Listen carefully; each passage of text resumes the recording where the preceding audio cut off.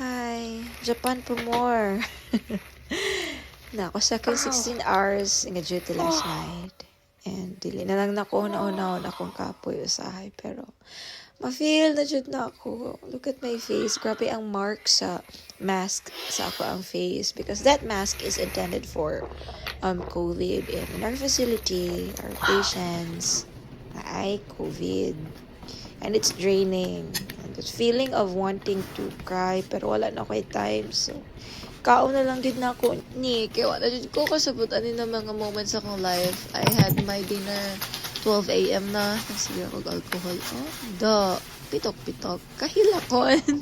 But even if I feel like crying, wala siya ko nahilak ay nag-eat na lang ko kay nga naman good.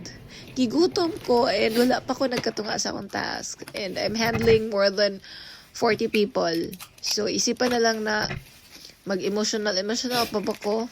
See, not everyone who are in abroad are okay.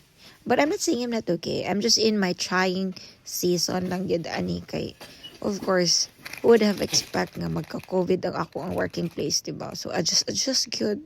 Kana narbaho man ta, ana, yun na. So, if you dream to work here in Japan, well, be ready. Just bitaw because anywhere you go, you have to be ready. Ganun lang.